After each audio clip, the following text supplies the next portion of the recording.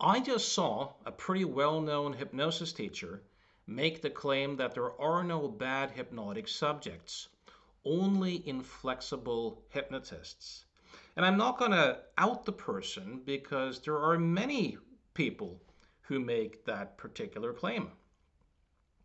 I think it's highly unfortunate. I think, on the one hand, it's meant to instill confidence in those who do hypnosis and to encourage flexibility. But here's the problem, it's just not true. It's not true. Some people have amazing hypnotic talents. Other people have virtually no hypnotic capacity. And most of us are somewhere in the middle. One of the most well researched findings in the whole field of hypnosis is that hypnotic capacity is a remarkably stable trait. It seems to consist of elements such as the ability to get absorbed into an idea, the ability to dissociate, as well as cognitive flexibility. And just like with everything else in life, people vary widely. Whether we talk about the capacity to do music or to do math or be an athlete in a particular sport, no matter the domain, it's just not true that everyone has equal talents and that not everyone can become an Olympic athlete. Just with a coach who's flexible enough. Not everyone can become a great mathematician if only they have the right teacher. Life is bloody unfair. Philip Zimbardo did some studies many, many years ago around hypnotic capacity and found, that in a 25-year test retest, that the hypnotic trait capacity was even more stable than IQ. Now, why that is a subject up for debate. But I don't think it's useful to pretend that we're all the same and that we can all do the same stuff if only we practice or if only we have a teacher who is flexible. I've been in this game for 28 years now. I've seen people in seminars and during sessions who have produced, great hypnotic phenomena the very first time they did it, being guided by someone who was stuttering through a script, who had no skills whatsoever. And then you have great, let's say hypnotherapists such as Milton Erickson or who spend time with people who produced no hypnotic phenomena whatsoever. This is the truth of it.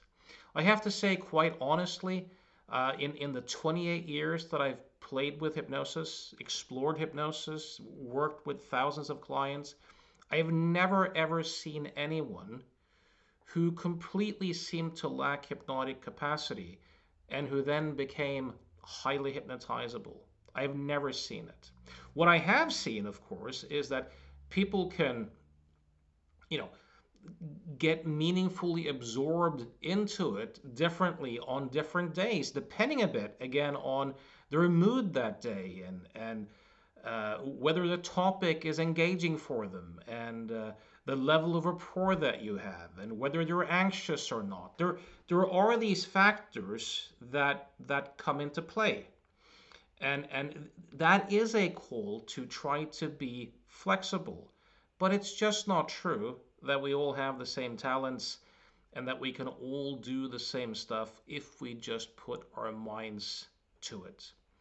One of the big learnings for me in working with people hypnotically has been to, instead of assuming that, has been to adapt the way I work to what seems to be the person's hypnotic capacity. and to adjust things based upon that.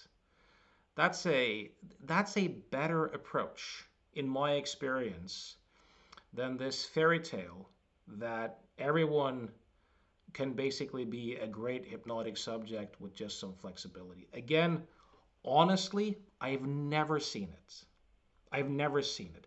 Undoubtedly, you will get people who say, look, that's just because you, Mr. Rasmussen, suck as a hypnotist. And if only you could watch my grandmaster, he is awesome. He gets great hypnotic phenomena with everyone. I'm sure I'm going to get that response. But I've tested this and I've played with this. And if you're tempted to think that this is my limitation, look to the scientific research on hypnosis. And here's something else.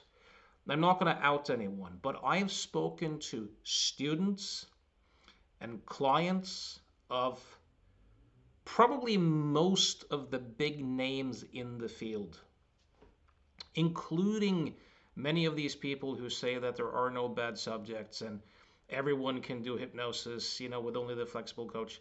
I've spoken to so many people who have had zero phenomena, zero hypnotic approaches, phenomena whatsoever. So it's just not true. There's no reason to believe in it. I hope this was useful and thought-provoking. If you're looking to make some sort of change in your life, whether it's anger or you're depressing or you have a phobia or you struggle with jealousy or some sort of compulsion or chronic pain, and you're curious to see if you and I could be a good fit, I invite you to send me an email at provocativehypnosis.com. We can set up a quick conversation and see if it makes sense to work together as a team. Till next time, thanks for listening.